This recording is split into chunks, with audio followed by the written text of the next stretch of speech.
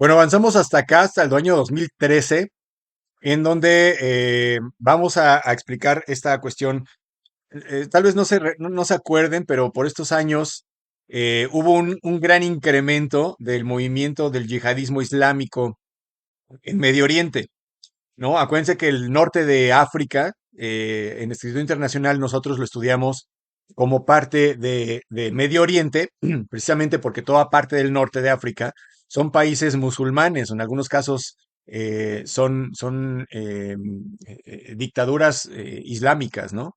Entonces, toda esta parte está influenciada por el Islam y después de los atentados del 11 de septiembre del año 2001 en Estados Unidos, de la búsqueda de terroristas en Afganistán, de la intervención de Estados Unidos en todos estos países de Europa del Medio Oriente, va a haber una gran inestabilidad y el surgimiento de grupos, de grupos insurgentes, yihadistas, que quiere decir que pelean por la yihad. O sea, la yihad es la lucha santa, la guerra santa del Islam. Es una interpretación por la cual ellos pueden morir para defender el Islam. Y entonces hay varias ramas de revolucionarios, ¿no? O de personas que están adecuados a este pensamiento a lo largo de Medio Oriente, ¿no? Occidente los va a considerar como movimientos terroristas, ¿no? Al-Qaeda, Al-Shabaab, Boko Haram, por ejemplo, ya aquí en Europa, perdón, en África, vamos a irnos bajando. Lo decía porque en este momento, en este año, a Francia le preocupa mucho que vayan a haber atentados en su contra, ya que hay un gran índice de antifrancesismo, si se le puede llamar así, un sentimiento antifrancés en África, como ya vimos, debido a la colonización, ¿no? De todo este trato de esclavos, etcétera, etcétera, que sucedió en la colonización. Y entonces estos grupos se van a desarrollar aquí, en esta región que es conocida como la región del Sahel. Seguramente ya escucharon hablar de ella. En esta zona, en esta franja de color naranja, que incluye todos estos países que están ahí escritos, de los cuales, como vimos, la mayoría son de excolonias francesas. Ahí, en ese espacio, es un espacio desértico y es un espacio en el que confluyen, como ya habíamos también platicado, varios pueblos seminómadas. Por ejemplo, los Tuareg. Los Tuareg son un grupo de seminómadas que tienen ahí una presencia a lo largo de todo este territorio milenaria, ¿no? Entonces, ellos están por ahí, no reconocen las fronteras de los países y como es un lugar desértico, pues no hay un gran desarrollo. Es un lugar donde existe la mayor cantidad de pobreza en el mundo, ¿no? No hay recursos, no hay muchas cosas. Entonces, en el momento en el que se fueron persiguiendo a todos estos grupos terroristas, como decíamos, en Afganistán, en Siria, ¿no? En otro momento hablaremos de la formación de estos grupos, ¿no? Porque muchos fueron apoyados por Estados Unidos para enfrentar a los grupos que estaban apoyados por Rusia, ¿no? Es como una guerra fría punto dos, ya después lo explicaremos. Pero todos estos grupos terroristas se fueron a refugiar o se fueron a esconder a estos territorios, ¿no? En donde no hay mucha ley, donde no hay intervenciones porque pues no hay recursos, no hay intereses de los estados. Y entonces ahí se fueron a meter todos estos grupos, ¿no? El Estado Islámico, por ejemplo. ¿Y qué es lo que pasa? Hay un fenómeno, como lo decíamos, en todas estas regiones o en todos estos países que tienen las líneas fronterizas muy delimitadas, no hay reconocimiento de toda la población con respecto a estos límites fronterizos, ¿no? Entonces, hay guerrillas, se están peleando, no reconocen al gobierno, la gente no se siente segura, eh, empieza a haber anarquía y entonces el fenómeno es los refugiados, ¿no? Hay una gran cantidad de población refugiada, millones de refugiados en esta zona, que por cierto, bueno, como dijimos, es la zona más pobre del mundo. Entonces, además de ser refugiados, están en una zona muy pobre, que no tiene recursos, y además están en una zona muy violenta, en la que existen grupos terroristas que están secuestrando a la gente, en algunos casos, y en algunos otros están reclutando a esta población, em, población que no está de acuerdo ni con su gobierno impuesto. Por ejemplo, en Malí, todo el sur de Malí está casi prácticamente tomado por las guerrillas. Entonces no reconocen al gobierno de Malí, obviamente no reconocen las fronteras occidentales, no reconocen, no están de acuerdo, no, o no viven tranquilos en el lugar en el que están, tienen que moverse refugiados. Y entonces estos grupos terroristas, Al Qaeda, Al Shabaab, les prometen pues el paraíso, ¿no? El poder establecer un país islámico en el que puedan vivir en paz.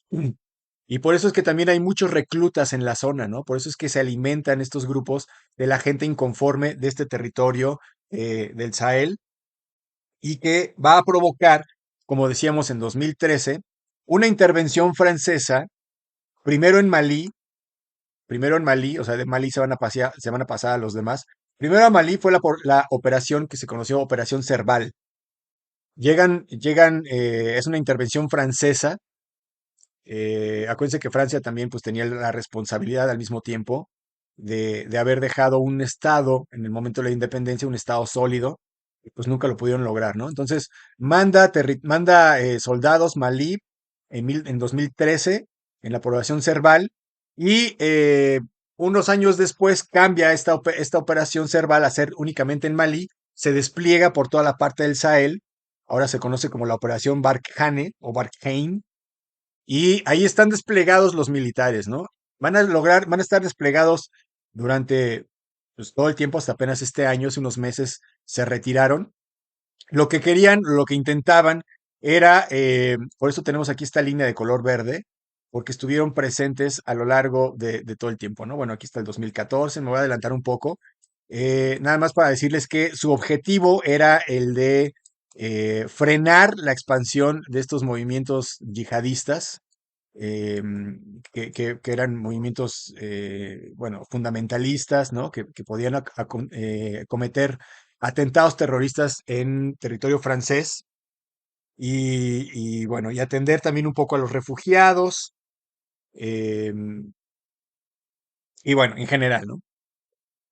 Bueno, llegamos hasta este punto en donde ya aquí en el 2022 vemos en noviembre cómo terminó precisamente esta operación Barkhane, que no funcionó por parte de los franceses. Se retiran poco a poco los franceses. Los franceses no se quieren retirar del todo porque recuerden que siguen explotando los recursos naturales de la zona. Malí, por ejemplo, es uno de los principales, es el tercer exportador de uranio para Francia. Y como saben, pues el uranio es fundamental en esta nueva revolución industrial, ¿no? Para la fabricación de muchas cosas, muchas baterías eléctricas, teléfonos celulares, etcétera. Y también hay minas de oro, hay minas de diamantes, como decíamos, ¿no? A lo largo de todo, en todos los países de África. Bueno, no en todos los países de África, pero en África en general. Entonces, bueno, todos estos lugares en donde Francia en algún momento tuvo influencia, es que quiere seguir manteniendo la influencia, ¿no? A pesar de que aquí vemos como poco a poco, pues se van retirando las fuerzas francesas, y pues finalmente el caos se sigue manteniendo en África, ¿no? Aquí vamos a conectarlo ya con el día de hoy. Aquí está, como saben, pues la franja de hoy, ¿no? Este recuadro de color azul. Es esta semana, semana 35, la primera semana de septiembre del año 2023. Y bueno, aquí llegamos hasta este punto para poder entender, explicamos todo esto que explicábamos para poder entender el sentimiento antifrancés, ¿no? Sucedió un golpe de Estado apenas en julio en Níger, y este golpe de Estado, bueno, independientemente de quién fue el que encabezó el movimiento del golpe de Estado, fue el militar que estaba a cargo de la escolta del presidente. Y bueno, como ya entendimos un poco, viendo todos los antecedentes, los presidentes, las dictaduras en África, los gobiernos en África han estado apoyados por Francia en la medida en la que puedan tener control de los recursos naturales, ¿no? Es prácticamente lo mismo que pasa en América con Estados Unidos, cuando Estados Unidos trata de intervenir en los países, trata de establecer gobiernos que sean favoritarios a él, apoya los movimientos políticos que estén alineados a su pensamiento, ¿no? A su sistema capitalista, a su sistema liberal de pensamiento. Pero en África veíamos que es mucho más complejo porque los territorios, las regiones y las sociedades que se conforman como tal en África son muy distintas a cómo realmente las dejaron los franceses, ¿no? Los europeos cuando se fueron en el momento de la colonización. Es por lo tanto que existe en general pues un sentimiento antifrancés, ¿no? En toda la población. Y también hay un sentimiento antigubernamental. Muchas de estos gobiernos o estas dictaduras, de estas dinastías, que son las familias de los gobernantes que se van pasando el poder a lo largo de los años, han estado siendo apadrinadas por los franceses, ¿no? En varios golpes de Estado, por ejemplo, en el ocurrido en Burkina Faso, el pueblo se rebeló en contra del gobernador, contra el presidente, y Francia, lejos de apoyar, digamos, la voluntad general de la mayoría de forma democrática, apoyó al gobierno derrocado para que volviera a tener control de las instituciones y del país, ¿no? Entonces mandó ejército, y bueno, es otra historia, pero por eso es que el continente, bueno, la región africana donde están estos países, ha sido constantemente invadida, ¿no? Por estos militares franceses. Ocurre entonces el golpe de Estado en Níger, retiran al gobernador, se mantiene una junta militar y hay varios países que apoyan a esta junta militar, ¿no? Entre ellos Guinea, por ejemplo, Malí, Burkina Faso, de los que estábamos hablando, ¿no? Que en el momento en el que se habló de que Francia podía volver a intervenir en Níger para poder defender el status quo y al gobierno. Estos países lo tomaron en una declaración, dijeron, si Francia invade cualquiera si llegan a Níger, va a ser como una afrenta directa hacia nosotros y vamos nosotros a atacarlos como si fuera una guerra. Entonces hay una situación diplomática muy tensa por el no reconocimiento de Francia por parte, o sea, por el sentimiento antifrancés. Y por el otro lado, Francia tampoco reconoce a estas guerrillas que han hecho los golpes de Estado, ¿no? Entonces, por ejemplo, en el caso de Níger ya amenazaron a los diplomáticos, ya los corrieron del país, ya les dijeron que tienen no sé cuánto tiempo para salir del país y si no se van a tener las consecuencias. Pero Francia no puede reconocer a nivel de gobierno o a nivel de diplomacia a esta junta militar que les está diciendo, ¿no? Entonces hay un conflicto importante. Ahora, en Gabón fue también el golpe de Estado en esta semana. En Gabón es el ejemplo, es el claro ejemplo de lo que estamos diciendo ahorita. Gabón fue independiente, vamos a verlo rápidamente acá. Acá en la década de los 60, ¿no? En cuanto Gabón obtuvo su independencia de Francia en 1960, casi de inmediato fue destituido León Ba, destituido por el ejército gabonés, y entonces recibió apoyo, ¿no? En 1964 recibió apoyo para poder volverse a instalar en el gobierno, un pariente de él, y entonces de esa manera pues no le importaba, no reconoce la constitución, como dice aquí, ¿no? Francia no reconoce la constitución gabonesa, eh, porque al momento de haber un golpe de Estado, el gobierno debería de recaer en el jefe del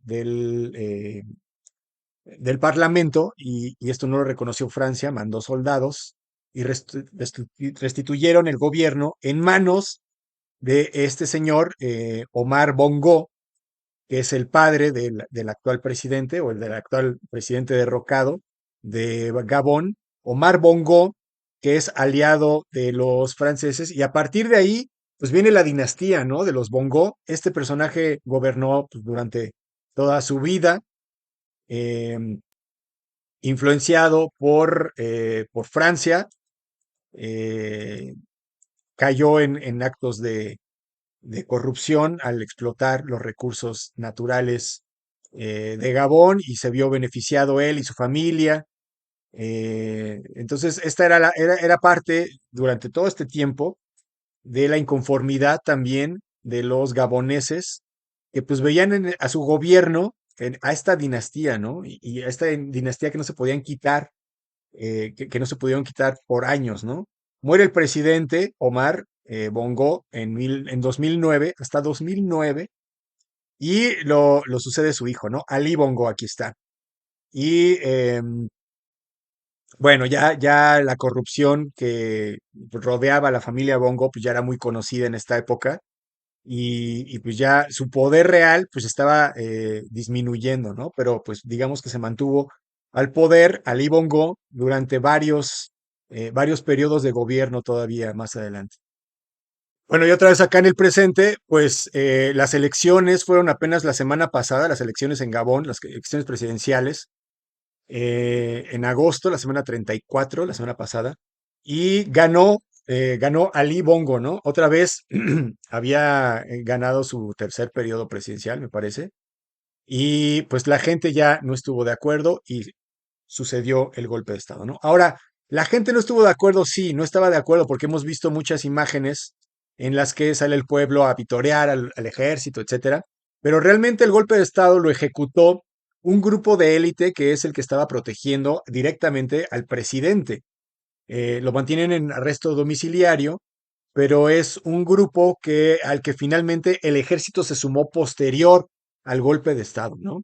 Es decir, había un clamor popular por quitar al presidente, pero digamos que no se habían atrevido, por decirlo de alguna manera, y en este momento en el que este grupo de escolta presidencial lo logró, lo hizo, ya se unieron los demás, ¿no? Y se unieron todo el pueblo y bueno, estamos viendo ahorita, pues en este momento, la tensión que existe con respecto a la respuesta que pueda dar Francia ante una situación así.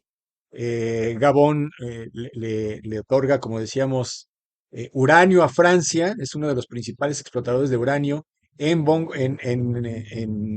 Gabón y también petróleo, ¿no? Entonces, pues Francia está valorando de qué manera reacciona para poder intervenir o no intervenir. Va a utilizar el apoyo de las organizaciones regionales, ¿no? Como también se ha hablado mucho del Consejo Económico Social y del ECOSOC y de, bueno, muchos organismos que están operando en la región y que, bueno, por medios diplomáticos buscan evitar algún tipo de conflicto más allá, ¿no? Del golpe de Estado que ya existe. Y bueno, esto es lo que está sucediendo ahorita. Actualmente tenemos este golpe de Estado en progreso en Níger y tenemos este golpe de Estado que sucedió apenas en Gabón. Tenemos el apoyo de Burkina Faso y de Malí y también de Guinea y de otros países, no nada más esos, ¿no? En contra de Francia o con un sentimiento antifrancés. Y al mismo tiempo tenemos a varios actores que pues están presentes en la zona, ¿no? En primer lugar, tendríamos a Francia, que bueno, como sabemos, ya vimos toda la cuestión de Francia. Por otro lado, también tenemos a China, que China, como país emergente económicamente, que ha estado creciendo económicamente muy apresuradamente a lo largo de estos últimos años. China ha invertido mucho en África, en muchos países de África, y también está presente, ¿no? Tiene ya inversiones importantes en ferrocarriles, en la explotación de minas. Está tomando el liderazgo que anteriormente Estados Unidos tenía en la zona y a nivel económico en el mundo. Y por parte de Rusia, que como sabemos, pues está en guerra actualmente con Ucrania. Lo que busca también Rusia es, debido a esta guerra, pues le han impuesto muchas sanciones y estas sanciones económicas, ¿no? Que no le permiten comerciar con países de Europa, que no le permiten vender sus productos, cosa que somete a Rusia en crisis, ¿no? En crisis económica. Y lo que Rusia busca es nuevos mercados en todo el mundo donde pueda posicionar sus productos, ¿no? Entonces, uno de estos grandes mercados es evidentemente África y también le interesa a Rusia extraer recursos, ¿no? Ante este bloqueo de parte de Europa y de los países occidentales luego de la guerra, le interesa tener recursos para alimentar su sistema militar, ¿no? Las armas nucleares que requieren ciertos minerales, etcétera. Y entonces, como ya sabemos, Rusia está presente en cuanto a inversión y en cuanto a militares por medio del grupo Wagner. El grupo Wagner, bueno, que se acaba de desintegrar también, eso va a ser una cuestión importante a ver cómo se desarrolla en el futuro. Se acaba de desintegrar el grupo Wagner, que era un grupo de mercenarios que estaban instalados en diferentes lugares de África para proteger los intereses de las minas, los intereses de los recursos naturales, ¿no? Para poder beneficiar a Rusia finalmente, sobre todo en la época de la guerra, pues eran recursos que se consideran como recursos de interés nacional, ¿no? O sea, son los más importantes en ese momento porque pues están en guerra y no pueden permitirse no tener cómo construir una bomba atómica en caso de necesitarla, por ejemplo, ¿no? Entonces está el grupo Wagner presente en África, aunque, como sabemos también, acaba de morir Prigozhin, que fue el líder de este grupo, ¿no? Y entonces hay una reubicación de los miembros del grupo, los está absorbiendo los militares, o sea, el ejército ruso los está absorbiendo y algunos otros pues se están desintegrando o en algunos casos se están uniendo a otros movimientos insurgentes en el mundo, ¿no? Entonces, así hasta ahora, esta cuestión de los golpes de Estado en África, para que se entienda un poco mejor el contexto general de lo que está sucediendo. Y yo los invito a que si les gustó el video, si les aclaró algunas dudas de lo que está sucediendo, si les funciona esta línea de tiempo y los cuadernos y la metodología que utilizamos en Escritura Internacional, si tienen alguna sugerencia, pregunta o alguna cuestión, comentario, lo que sea, háganlo aquí en el comentario. Estamos abiertos a todo lo que nos digan.